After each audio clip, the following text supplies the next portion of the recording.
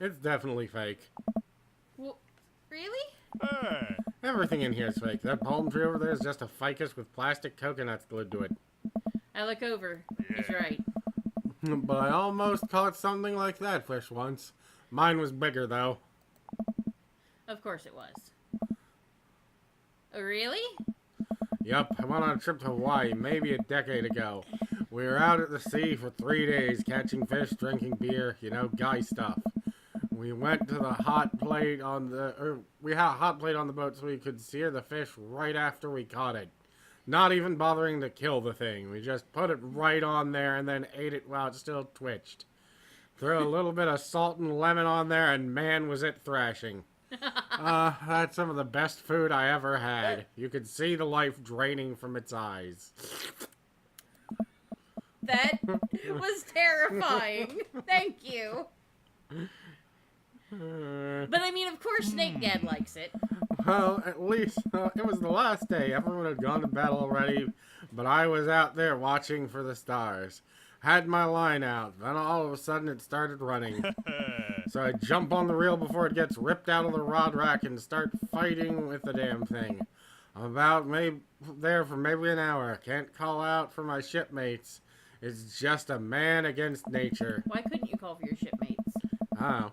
Finally, I'm starting to tucker the guy out. I give him up to the surface, get him up to the, and finally get sight of it. It's the biggest marlin I've ever seen. Hemingway-esque. So it was really boring and overrated. And drunk. Yeah, I get to the boat and it had blown its brains out with a And shotgun. potentially full of cats. Yeah. I get to the boat single-handedly. You know what happens next? Stabs me right through the heart. I'm actually clinically dead, but I built a new heart out of some old PVC pipe fittings. What happens next? Ah, shucks. Damn thing smacks me in the face with its tail, knocks me out. I wake up the next morning on deck. The fish is gone. Never felt dumber. Should have started eating it before it was even out of the water. It got away? No, it impersonated one of my friends and escaped onto the land.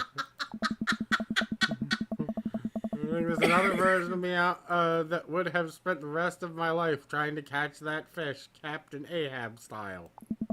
I'm sure Daisy would be supportive. Oh man, fishing's the life. Haven't gone enough lately. You go fishing? Actually, I have a confession to make. Wait, what am I doing? Why am I having this inexplicable urge to be vulnerable with him? I can't tell him that I'm terrible at fishing. I lean in close. I don't know. I'm amazing at fishing. I'm simply the best out there. Okay. Since you're such a pro, I'm taking you fishing. Do you want to go fishing? Can I say no? Wait, don't answer that. Yes, you do. We're going fishing. Oh no. Oh, I don't know. Come on, it'll be a blast. And have a perfect little fishing spot. Bring us beers, we can sit back and relax. And a real trout in the cage, come with us. We can eat them when we get hungry. Come on. You know you want to. So you went from talking, all of the jowls to talking with your mouth full of shit. Yeah. I sigh. I've been cornered. Yeah, okay. Brian gives me an exuberant high five. I fall over backwards with my arm broken and twisted. Yeah, because his arms actually look like small trees. Yes, maybe we can see who can catch the most fish. So I can get you mowing my lawn. You can try to beat me, but they don't call me Solomon good at catching fish Grundle for nothing. Good at catching fish, Grundle. Good to know. I am spinning a web of lies that I fear will one day consume me. Sounds like it'll be a scrap. Brad and I finish our drinks and head outside. Till next time. Oh, great opportunity for friendship. Oh, yeah, I like that. And also for catching more fish than Brian. You're killing me with the puns. Krilling. Killing me with the puns, Solomon. Mull it over. You'll come around to the fish-related dad jokes in no time. Brian extends his hands and gives me a friendly but firm handshake. I see that competitive fire in his eyes. This is going to become a whole thing, isn't it? To be fair, you started it. Yeah. Once Brian takes over babysitting duties, Amanda walks home with me. You can't babysit your own kid. You take over parenting duties. She immediately plops down on the couch and flips on the TV. So, how was your hang with Brian? He wasn't too spicy about his crushing defeat, was he? Nah, he was pretty gracious about it, like, frustratingly gracious. Yeah, how the hell that guy have some decency? Come on, Dad, he seems like a neat dude. I think so? I don't know, the guy loves a good competition. But then again, apparently so do I. What did you and Daisy end up doing? Oh, we hunted for treasure a bit, but Daisy's really adamant about not digging without a permit, so we just watched some documentary about theoretical physics. I put her to bed and then sat around eating Brian's food. Don't tell him I said that. That's the standard babysitting protocol, I believe. It's true. I really like hanging out with Daisy. She's super mature for her age. Yeah, Brian says she has a hard time relating to other kids. She kind of reminds me of you at her age. Although she doesn't bite people as much as you did. I mean, no one's perfect. Can't believe I'm finally the cool kid. Cool older kid. Feels good. Gonna go hang out with Brian again? That's the thing. He wants to go fishing with me. Oh. I told him I was an amazing fisherman. You hate fishing. I know. I'm kind of panicking. Oh. I'm sure it'll be fine. All you have to do is wake up at the crack of dawn and sit silently on a boat on a lake for hours on end with no promise of tangible reward. Your only companion being the fear and doubt you harbor deep within your heart. Fishing's fun. You'll remind yourself as the world darkens around you and you wonder if it's really you staring back at yourself in this lake's reflection or simply just the abyss. I love you, Amanda. Yeah, laugh it up, Amanda. You're coming with us. It's my constitutional right to outright refuse this order. Daisy's coming too. Well, I bet I could convince Brian to bring his dog. fine, sold, I'm in. Alright, I'm bushed. Gonna call it a night. Don't stay up too late, okay? You got it, Pops. Let's see how we did.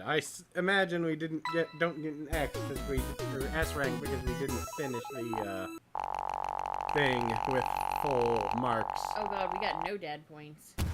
You know what? Let me mow your lawn this weekend. Okay, or we'll get an S rank. Either Welcome. one. You've Alright. got dads. Let's see what Giles McGinty wants. It's fishing. Fishing's boring. I've never been fishing, not though. a fan. Hey, Daisy and I are going fishing tomorrow. Are you in or out? Oh, I have a message from Brian. Oh no, I've been dreading this day. I accidentally boasted about my abilities as a fisherman to Brian. Now he's challenged me to another dad-off. I've been doing my fishing research online, but I'm nowhere close to being an expert. Still, though, I have to accept. I type back to Brian. No! Sounds great, man. Super excited to catch all those fishes. And my lawn could use another good mowing. That'll show him. Brian responds back letting me know that tomorrow he'll pick us up at an hour I had previously forgotten existed. Man, that's going to be a rough start. Amanda comes in the room from the kitchen eating a cheese stick by biting it off piece by piece like some kind of monster. Yeah? I didn't raise you like that. What? It's called string cheese and not chompy cheese for a reason, Amanda. Aw. Did you just call me in to criticize my controversial string cheese eating technique or what? No, Amanda, we have to go fishing tomorrow. Well, you have to go fishing. I get to play with Brian's dog. How do you become a master of fishing overnight? You went fishing in the Girl Scouts, didn't you? Nope. My stint in the Scouts was brief and purely transactional. Though I could get Or thought. thought I could get free cookies, but I didn't know that I had to be outside and tie knots and stuff. But I have to beat Brian! Dad, let me tell you a story. Do you remember last summer how I applied for a job at the coffee shop across town? Wouldn't that then be this coffee shop? Yes, she applied at the Coffee Spoon and got turned... No, wait, there's a second coffee shop. Remember? Because we saw it in one of the other dad's things on the other side of town? Yeah, that's Or, right. like, But on the other side of this area. But we moved. Well, yeah, but we're all... This little map is all this side of town. I know, but she's saying across town. We previously lived on the other side of town. Well, then she either... Yeah. Yeah, so she applied for a coffee shop near their old house. No, because she said across, or what? She's not referencing if it's across town from their old house. Well, yeah, but what I'm saying is it's probably not the Coffee Spoon, because there's another coffee shop on this side of town. Listen, this world is only a city block, a mall, a cul-de-sac, and a dock. And apparently a mini golf course. That's this end of town, though. Yeah, and she's saying not it was the whole town. But she's saying it was across town from where they used to live, and... But there are 2 coffee shops on this side of town. I thought you said the other coffee shop was across town from this point. No, it's... Like, here's the Coffee Spoon, and the other one's, like, over here, but it's still on the side of town. Alright, fair enough. It's, like, it's closer to the aquarium than it is to the cul-de-sac. Fair enough. Give me a refresher. During the interview, they asked me if I knew how to work an espresso machine. And I really wanted this job, so I lied and said yes. And that first morning, there was a line out the door, and within half an hour, I severely burned my hand, and they told me to go home and never come back. I still have a scar from that. Of course I remember. What does that have to do with fishing? The burn is a metaphor, Dad. I don't get it. You can lead a horse to water. What do horses have to do with fish and burns? Dad, please. I don't get your obsession with competing against Brian. You wouldn't understand. It's a dad thing. Please try explaining it to me. Okay, Brian's just... he just thinks that he's so much better than me. And then I choke on spit. And he purposely reminds me of that whenever he can. It's like he has to one-up me. I have to beat him at his own game. This is all in Solomon's head. Yeah, seriously. Is that what you think is happening here? No, Amanda. Okay, good. I know that's what's happening. Alright, Pops. We should both be getting some sleep. See you in the morning? Night, Panda. I brush my teeth and throw on some pajamas. I climb into bed, set my alarm, and close my eyes. Okay, sleep. This is me every night. I am wide awake. I can't help but think about the last time I went fishing, hoping that there's something I can glean from it to give me an edge over Brian. I was about 9 years old. My dad woke me up one morning and told me to get dressed and meet him downstairs. It was still dark out. I had no idea what was going on, but before we knew it, we were both alone. Before I knew it, we were both alone on a freezing cold lake. Your dad may have been trying to kill you, I'm just saying. Yeah. I had to sit there for hours while it got hot and muggy, the air thick with bugs. I picked at mosquito bites while my dad sat in stony silence, fishing pole in one hand and beer in the other. We didn't catch anything. On the long drive home, my father bought me a pack of cigarettes and didn't say a thing. What? That didn't help, and I think I have some repressed sadness about my father. I'll deal with that later. There's 9-year-old. Just buy the 9-year-old a pack of cigarettes. What? I'm sitting on the boat in the middle of muddy water. I can't see any land, but I know it's a lake. The water is placid and still. I'm holding a fishing pole. There's a lot of land. Yeah. I don't understand why, but it feels like my life depends on catching fish right now. I cast my lure into the water and wait, and wait, and wait. My whole being is filled with hopelessness as I watch the line disappear into the depths below. You used the wrong lure. I look up and see my father, just as he looked on that one cold morning, disapproving. I'm panicking now. I pull the lure and try to grab a different one, but all of the lures in my tackle box are the exact same. I look up to my father for guidance, but he's gone. I try casting again, but I can't hold my footing. My boat tips over, and I fall into the water, sinking further and further. I see the multitudes of fish that have been lying just below the surface, all swimming around me as if to taunt me. One fish swims up to me. He has Brian's eyes. They're in his mouth. It's kind of creepy. You just gotta use neutral buoyancy lure if you're trying to catch a trout, buddy. I jolt awake at the sound of my alarm, and I totally didn't jump in real life.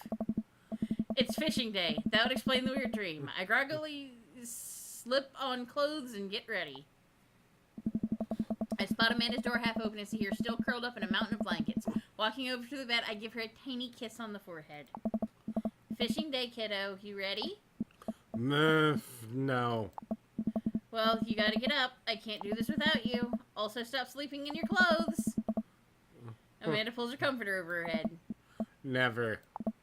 Amanda. I'll give up and get up in a minute. Alright, Brian should be here in 20, so you better not just go back to sleep. Amanda sticks her hand through the blankets to wave at me. I leave her room and make myself some coffee, and another cup with lots of cream and sugar for Amanda whenever she gets up. Amanda eventually wanders in and chugs her coffee as I do word jumbles. I hear the doorbell. That must be Brian. Still rubbing her eyes, we walk outside to see Brian. He's decked out in fishing gear. Daisy's falling asleep next to him. Early bird gets the worm, buddy. You ready to fish? I was born ready and hungry. My eyes narrow in on Brian. It's a good day to die. Hop on in, guys. I'll get this fishing party started. I walk over to the driver's side door and open it. Woof, woof. Yay!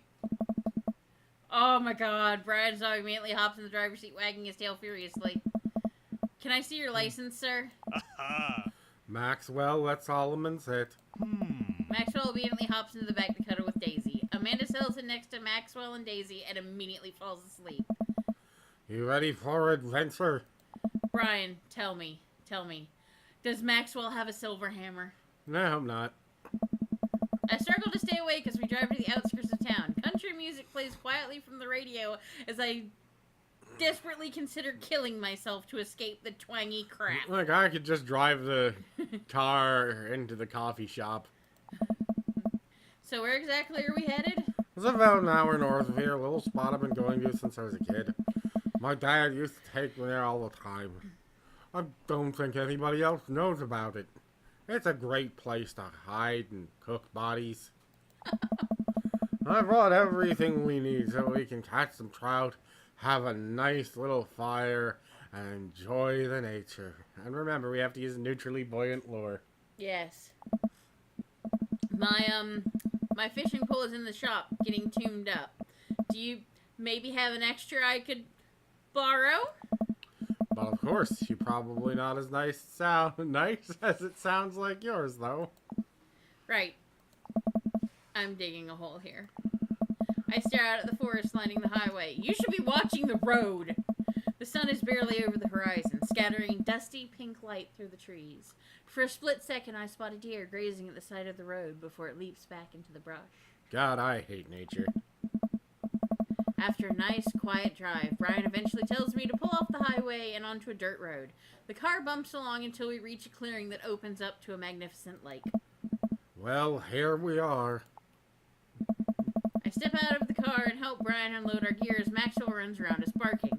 The kids wake up and wander to the shore where Daisy tries to teach Amanda how to skip rocks. Brian and I carry the tackle boxes and cooler down to the edge of the lake where he has a canoe waiting. That is not a canoe. No. That is a rowboat. I don't know, it's tapered at both ends. I think that's actually a canoe. Canoes are rounder. Well, great, it's still in one piece. Hold on, help me out with Maxwell. I help Brian place his tiny dog-sized life vest onto Maxwell. Oh my god! Adorable. Woof woof! Alright, your turn. Brian hands me a lime green life vest. Let's see, I'll go. If I fall in, you'll save me. If I fall in, I'm counting on you to rescue me. Suit yourself. Brian turns to Amanda and Daisy, who are still skipping rocks. Amanda looks annoyed. You kids want to fish? I'm good with just throwing rocks into the water. Amanda hurls a rock into the pond with gusto. Yeah, take that, water. Amanda, you're supposed to be skipping them. Is that what we're doing? Daisy, don't you want to fish? I think catching fish is kind of inhumane. We're gonna go explore the woods and look at bugs and stuff. Alright, be safe. Don't go too far. You probably also don't want to be part of the competition. Brian puts the life vest around himself and we throw all of our equipment into